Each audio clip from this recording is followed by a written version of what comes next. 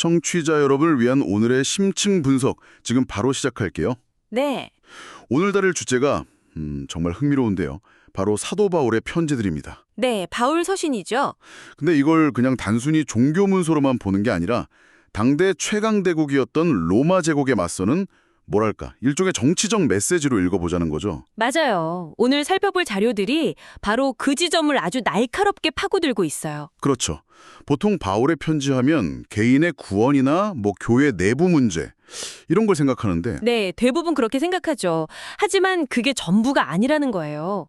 바울의 메시지가 당시 세상을 지배하던 로마 제국의 공식 선전, 즉 이데올로기에 대한 거의 정면 도전이었다는 겁니다. 바로 그겁니다. 그래서 오늘의 임무는 이거예요. 바울이 선포한 복음이 어떻게 로마 황제 카이사르가 선포하던 복음과 충돌했는가, 네. 그리고 그의 편지 곳곳에 숨겨진 그 미묘하지만 아주 강력한 제국의 반향을 찾아내보는 겁니다. 자, 어디부터 시작해볼까요? 우선 바울이라는 인물이 도대체 어떤 세상에서 살았는지를 이해하는 게 가장 중요해요. 그렇죠. 맥락이 중요하니까요. 네. 자료에서도 강조하듯이 그는 그냥 하나의 세계가 아니라 최소 세 개의 거대한 세계가 막 충돌하고 뒤섞이는 그런 교차점에 서 있던 인물이었거든요. 아, 세계의 세계요? 그게 우리가 바울을 이해하는 첫 번째 열쇠겠네요. 구체적으로 어떤 세계들이죠? 첫 번째는 당연히 유대교의 세계입니다. 네. 세상의 유일한 창조주이신 하나님, 그리고 그 하나님이 이스라엘과 맺은 특별한 약속, 또 언젠가 오실 메시아에 대한 기다림, 이게 그의 사상의 뿌리였죠. 거의 생각의 운영체제, OS 같은 거였겠네요. 정확합니다. 그리고 두 번째는 그리스 로마 문화, 즉 헬레니즘의 세계예요. 아, 헬레니즘. 당시 지중해 세계의 공용어는 그리스어였고 사람들은 그리스 철학이나 수사학으로 생각하고 토론했죠. 바울의 편지를 보면 그가 이런 교육을 아주 잘 받은 지식인이었다는 게 명백하게 드러나요. 유대교라는 하드웨어에 헬레니즘이라는 소프트웨어가 깔린 느낌인데요. 아주 좋은 비유네요. 그리고 이 모든 걸 덮고 있는 마지막 세 번째 세계가 바로 로마 제국이군요. 로마 제국입니다. 강력한 군사력, 법률, 도로망으로 모든 걸 하나로 묶고 있었죠. 네. 바울은 로마 시민으로서 어떤 특권을 누리기도 했지만 동시에 제국은 절대적인 충성을 요구했어요. 특히 황제를 신처럼 숭배하라는 요구는 그의 유일신 신앙과 정면으로 부딪혔을 겁니다. 아, 그러니까 그 세 세계가 그의 안에서 막 부딪히면서. 네, 바로 그 충돌 지점에서 그의 신학이 폭발적으로 터져 나오는 거죠. 와, 정말 흥미로운 지점이네요. 저는 사실 복음이라는 단어를 들으면 당연히 종교적인 걸로만 생각했거든요. 대부분 그렇죠. 근데 보내주신 자료를 보니까 로마 제국도 자신들만의 복음을 아주 적극적으로 선포하고 있다는 거예요. 이건 정말 새로운 관점이었습니다. 아주 중요한 포인트입니다. 복음을 뜻하는 그리스어 유앙겔리오는 원래 종교 용어가 아니었어요. 아, 정말요? 네, 전쟁에서 이겼다거나 새로운 황제가 등극했다는 기쁜 소식을 알리는 아주 정치적인 단어였죠. 와, 그럼 로마가 선포한 복음은 구체적으로 뭐였을까요? 로마의 복음은 크게 네 가지를 약속했어요. 자유, 정의, 평화, 그리고 구원. 잠깐만요. 자유, 정의, 평화, 구원이요? 지금 들어도 굉장히 매력적인데요? 팍스 로마나, 즉 로마의 평화를 가져온 구원자, 소테레이자, 주님, 퀴리오스로 칭송받았어요. 황제한테 그런 칭호로 썼다고요? 주님? 구원자를요? 네, 이건 그냥 말이 아니었어요. 제국 전역의 동전에 황제의 얼굴과 함께 평화의 여신이 새겨졌고 도시마다 황제를 위한 신전이 세워졌죠. 로마의 통치 아래 너희는 안전하고 평화롭게 구원받았다. 이게 바로 로마의 복음이었습니다. 와, 그렇다면 이런 세상에 바울이 나타나서 전혀 다른 구원자가 가져오는 전혀 다른 종류의 평화, 그리고 전혀 다른 복음을 선포했다는 건 네, 이건 그냥 새로운 종교 소개가 아니네요. 거의 정치적인 도발행위처럼 들리는데요? 정확합니다. 이건 직접적인 도전이자 전복적인 행위였어요. 자료에서 지적하는 가장 충격적인 부분은 바로 바울이 사용한 단어들이에요. 단어들이요? 네, 그가 예수를 묘사하기 위해 쓴 핵심 칭호들, 방금 말씀드린 주님, 퀴리오스, 구원자, 소테르, 심지어 왕의 공식 방문을 뜻하는 파루시아 같은 단어들. 네네. 이게 전부 황제 숭배 의식에서 그대로 가져온 용어들이라는 거죠. 와, 그건 정말 대담하네요. 비유하자면 마치 어떤 독재 국가에서 최고 지도자에게만 쓰는 공식 칭호를 다른 사람에게 붙이는 것과 비슷한 느낌인데요. 아주 적절한 비유입니다. 그래서 바울의 방식이 더 교묘하고 영리했던 거죠. 대놓고 카이사르에게 저항하라고 외치지 않아요. 아, 대신 제국의 언어를 그대로 가져와서 그 의미를 완전히 뒤집어 버리는 방식을 쓰는 겁니다. 그 대표적인 예가 신의 아들이라는 칭호겠군요. 바로 그겁니다. 그건 아우거스투스 황제의 공식 칭호였거든요. 근데 바울은 그 칭호를 십자가에서 무력하게 죽은 한 유대인 목수에게 적용하는 거예요. 당시 사람들에게 이게 얼마나 충격적으로 들렸을지 상상해 볼 필요가 있습니다. 그렇다면 우리라 2000년이 지난 지금 바울의 편지를 읽을 때 이런 숨겨진 코드나 도발적인 뉘앙스를 어떻게 감지할 수 있을까요? 맞아요. 그게 어렵죠.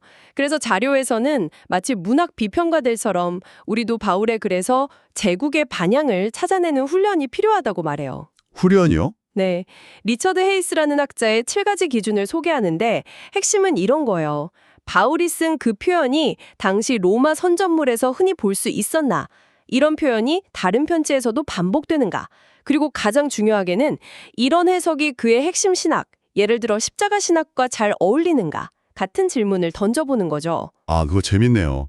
오늘날 우리가 어떤 인터넷 커뮤니티의 밈을 이해하려면 그 문화를 알아야 하는 것과 똑같은 거군요. 정확해요. 모르는 사람이 보면 그냥 이상한 그림이지만 아는 사람에게는 수많은 의미를 담고 있는 것처럼요. 자료에 나온 중국 문화대혁명 시기 극작가 이야기도 비슷한 맥락이죠. 네, 역사극을 빌려서 교묘하게 정보를 비판했는데 아는 사람들만 그 의미를 알아챘다는. 바로 그겁니다. 로마 당국의 직접적인 검열은 피하면서 공동체 사람들에게는 분명한 메시지를 전달하는 방식이었을 수 있어요. 바로 그 지점에서 청취자분들께도 중요한 질문이 생기는 것 같아요. 우리가 이 고대의 글을 읽을 때 무심코 현대의 안경을 쓰고 보는 건 아닐까 하는 거죠. 자료에서도 시대착오적 해석의 위험, 예를 들어 현대의 좌우 정치 구도나 정교 분리 개념을 1세기 인물인 바울에게 적용하는 건 큰 실수라고 경고하잖아요. 맞습니다. 고대 세계에서 종교와 정치는 분리될 수 없는 동전의 양면 같았어요. 황제를 숭배하는 건 종교 행위이면서 최고의 정치적 충성 표현이었죠. 자, 그럼 이제 좀 더 구체적인 사례로 들어가 보죠. 이런 바울의 저항 전략이 편지 속에서 실제로 어떻게 드러나는지 빌립보서를 예로 들어볼까요? 왜 하필 빌립보서인가요? 빌립보라는 도시의 배경이 아주 특별하기 때문이에요.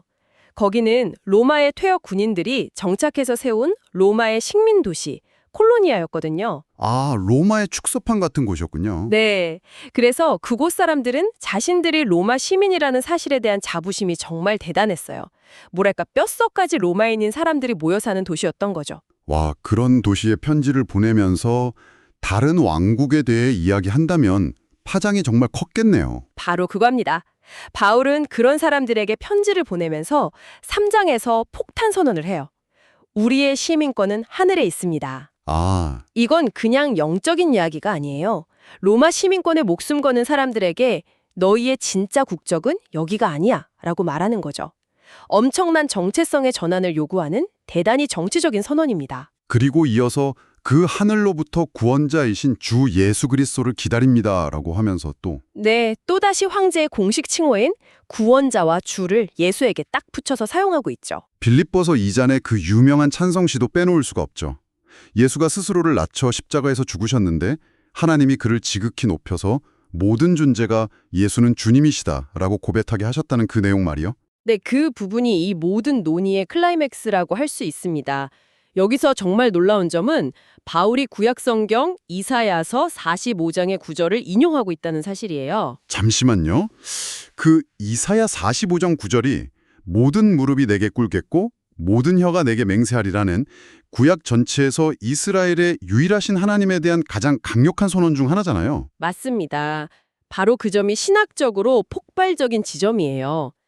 바울은 이스라엘의 창조주 하나님께만 적용되던 그 절대 주권을 로마 제국에 의해 반역죄로 처형당한 예수에게 그대로 적용하고 있는 겁니다. 와, 이건 예수를 높이는 수준이 아니네요. 아니죠. 이건 예수를 이스라엘의 하나님과 거의 동일시하는 당시 유대인들에게는 상상하기 힘든 주장을 하는 거예요. 세상의 진정한 통치자는 로마의 황제가 아니라 바로 이 예수라고 선포하는 거죠. 그리고 그 새로운 통치의 상징이 왕관이나 군대가 아니라 십자가라는 점에서 모든 가치가 전복되는 거군요. 바로 그겁니다. 로마의 가장 잔혹하고 수치스러운 권력의 상징을 가져와서 신의 자기생적인 사랑의 상징을 완전히 뒤바꿔버린 거니까요. 로마의 힘은 남을 십자가에 못 박는 힘인데 그렇죠. 근데 예수의 힘은 스스로 십자가에 못 박히는 사랑의 힘이라는 거죠. 완전히 다른 종류의 권력을 보여주는 겁니다. 알겠습니다. 와, 이 모든 걸 듣고 나니 바울의 메시지가 정말 급진적으로 들리는데요. 근데 바로 이 지점에서 많은 분들이 떠올릴 구절이 있어요. 로마서 13장이죠. 네, 맞습니다. 각 사람은 위에 있는 권세들에게 복종하라. 이건 지금까지 이야기한 것과는 정반대로 아주 체제 수능적으로 들리는데요. 이건 어떻게 이해해야 할까요? 아주 중요한 질문이고 역사적으로도 많이 오용된 구절이죠. 이 부분을 제대로 이해하려면 바울이 속한 유대교의 이교도 제국을 어떻게 봐야 하는지에 대한 오랜 전통이 있었다는 걸 알아야 해요. 어떤 전통이었죠? 세상의 통치자들, 심지어 이교도 폭군들조차도 하나님께서 세상의 완전한 혼돈을 막기 위해 허용하신 질서의 일부라는 생각이 있었어요. 아, 그런 관점이? 하지만 동시에 그들은 결코 신적인 존재가 아니며 그들 역시 하나님의 더 높은 권위 아래 있고 언젠가 반드시 심판받을 존재라는 인식이 공존했죠. 그렇군요. 그러니까 바울이 로마서 13장에서 통치자들을 하나님의 일꾼이라고 부를 때 그들을 높이는 게 아니라 오히려 그들의 격을 낮추고 있는 거라는 해석이 가능하겠네요. 정확합니다. 너희는 신이 아니라 그냥 신의 목적을 위해 잠시 사용되는 도구일 뿐이야 라고 말하는 셈이니까요. 국가를 신성시하는 게 아니라 오히려 신 아래에 두는 거군요. 네, 탈신성화하는 거죠. 권세에 복종하라는 말은 그 권세가 하나님의 뜻 안에서 기능할 때, 즉 선을 장려하고 악을 징벌하는 최소한의 역할을 할 때를 전자하는 겁니다. 그렇다면 바울이 제안하는 대안은 폭력적인 혁명은 아니었던 거고요. 네, 그는 폭력혁명을 지지하지 않아요.